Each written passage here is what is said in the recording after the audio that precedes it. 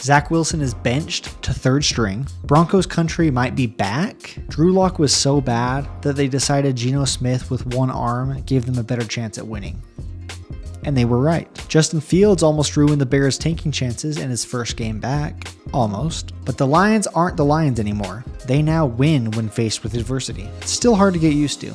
Tyreek Hill proved once again he might be the fastest man on the planet. Kenny Pickett threw for 106 yards in the whole game. Will Levis has now lost 3 straight games after an exciting win in his first start a few weeks ago. Tommy DeVito played out of his mind against the Commanders, but still hasn't grown at all. How much do you think he grew today, in your opinion? I think he's the same height. Justin Herbert is learning don't hit your receivers right in the hands. And Staley is still demanding his authority not be questioned. You can stop asking that question. Christian McCaffrey scored a touchdown, starting over his 1 touchdown a game streak. The Ravens equipment staff is elated. OBJ had his first big game of the season, and they will not have to replace any helmets this week.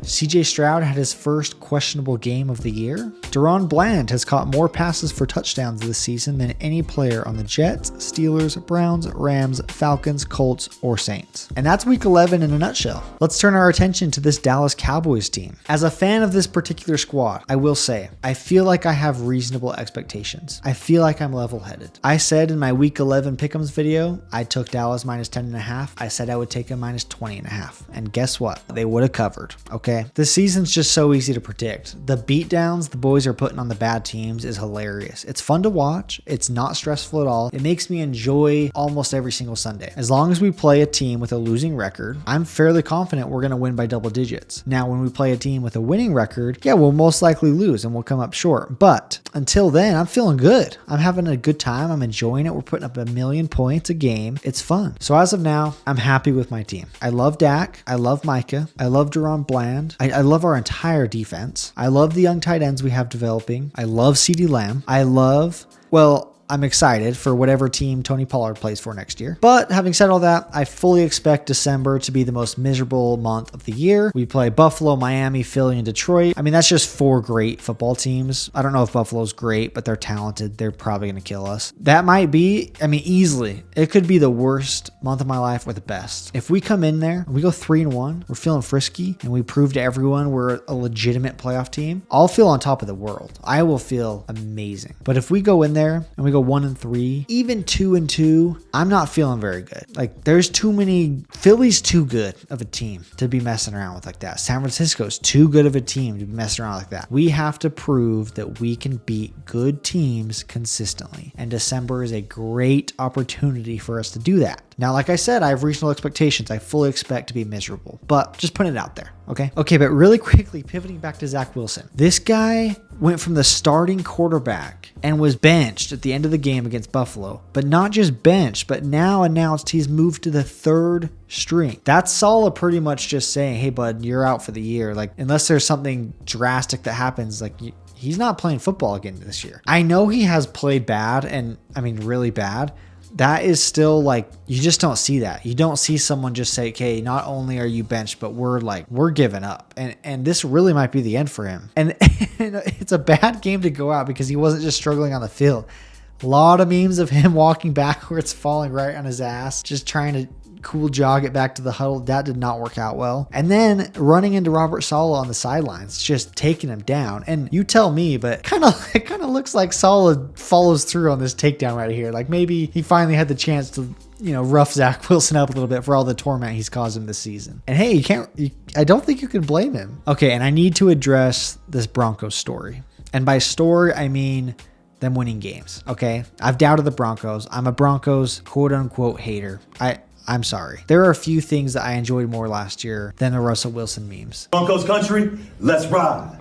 He was just giving us material week after week, and they were losing game after game. And the Broncos country, the high knees on the airplane, it was very enjoyable. I really enjoyed that whole thing. And then this year they come in, Sean Payton's back. He's going to rejuvenate Russ. He's talking a lot of shit. He buries Nathaniel Hackett before the season, and they come out and stink. Again, for the first 5 games. They were terrible. They lost to the Raiders, the Commanders. They almost lost to the Bears. They lost to the Jets. They lost 70-20 against Miami. 70-20. And in my head, I'm like, oh, here we go again. Here we go again. The Broncos are terrible. Now Sean Payton's a meme because he was coming in really hot on the mic, talking a lot of shit and not backing anything up. And I was ready. I was ready to pile on again. And here we are. They've won 4 games in a row. They've beat good teams along the way. The Chiefs, the Bills, the Vikings. They beat the Packers. I don't think you can necessarily say they're good, but they're competent. They're on a roll. Okay, and their remaining schedule. Let me just read this off really quick. Chargers twice, Raiders, Browns, Texans, Patriots, Lions. They're currently 5-5. If we're thinking the 7th seed in the AFC only needs 9 or 10 wins to make it, it's feasible that they can pull that off now with the remaining schedule that they have. And honestly, if that happens, I think I'll have to make an entire video just apologizing to Broncos fans because it's been a fun year and a half. It really has, but I don't know. They might prove me wrong. Or this was a fun few weeks and we're going back down for the next 6 or 7 of them. So we'll see. We'll see what happens. Man, what a game. This is what we were all hoping for. 2 great teams, a fantastic primetime game, a Super Bowl rematch, the Kelsey brothers, and it all lived up to the hype. This was a very great game until the very end. The Eagles had kind of a slow start and they found themselves down double digits at halftime. But after the half, they fought their way back and their defense really stepped up. Kansas City had multiple drives in a row where they were really getting nothing.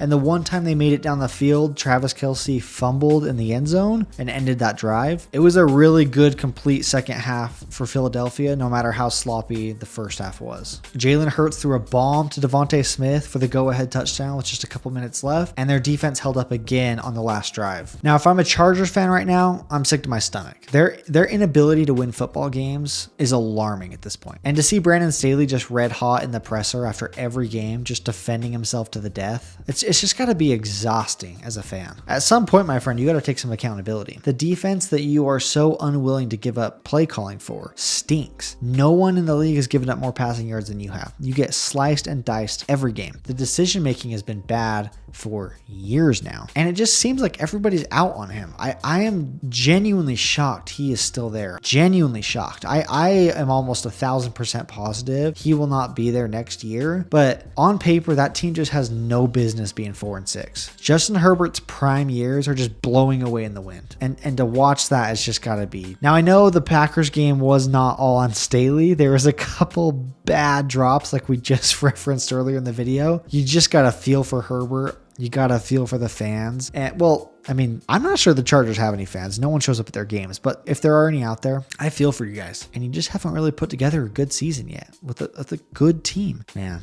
Okay, let's speed through some of the rest of these. Baltimore is great. Cincinnati lost Joe Burrow for the rest of the season, which is obviously devastating. It looks like their season is probably over. And Baltimore is just what seems like just sneaking under the radar. They're 8-3. They've won a lot of games. They're atop one of the best divisions in football right now. And it seems like they're just picking up momentum for the end of the year. The Dolphins looked good, not great. You probably want to beat a Vegas team by more than 7. But, you know, when you turn the ball over that much, it makes it difficult. Each team had 3 turnovers. It's obviously just a sloppy game. But at home against Vegas, you probably want a little bit more of a statement win. They were favored by 11.5. They weren't even close to covering. But obviously they're going to be fine. They're a good team. They continue to beat bad teams just like Dallas. It'll be interesting to see what happens. The final few games of the year, they play Dallas, Baltimore, and Buffalo all in a row. And sort of like Dallas's December, it's going to be a real test for them to end their season. And it'll really be a good test to see how they should be feeling heading into the playoffs. The Lions snuck out of Chicago with a victory. They were down double digits with like 3 minutes left in the game and they still won. I think this is so good for this team. I think they're continuing to prove that they can win in different situations, and they're just proving they're a different Lions team. We've been so used to seeing them in the past just be bad for so long and lose so many of the games like we saw today. They are now winning games they would not normally win. They are a different team. Even though some of the games have been ugly, I really think similar to the Eagles, winning games in different scenarios, down big or up big and lead changes and going back and forth, I just think that builds confidence for when you go into the playoffs and they're all tough games. The Bears just choking that game is either absolutely devastating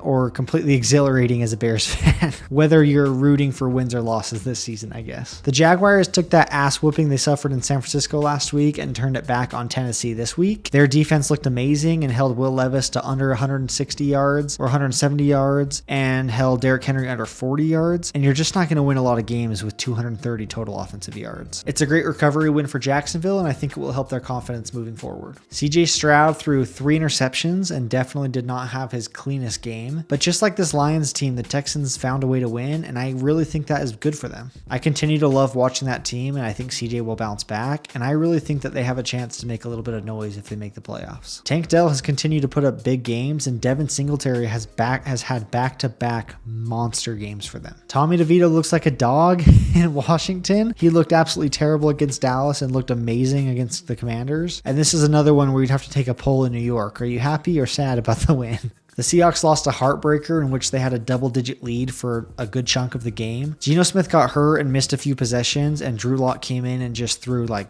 4, 5, or 6 terrible passes. They ended up turning back to Geno, like I mentioned, on the last drive of the game, and he did lead them down the field, but they missed a 55-yard field goal to win the game, which is unfortunate. Unfortunate for them and me. I had them -1.5. The Niners, just like last week, look like they're back, and they just want everybody to relax. They're all we talked about for the first 5 or 6 games of the season, and then they took like a month off. They lost 3 games in a row and had a bye week, and they're just picking right back up where they started the season. They've put up 2 dominant performances in a row, and I think they're going to cruise through the end of the year. Thank you guys so much for watching. If you enjoyed the video, please like it and consider subscribing.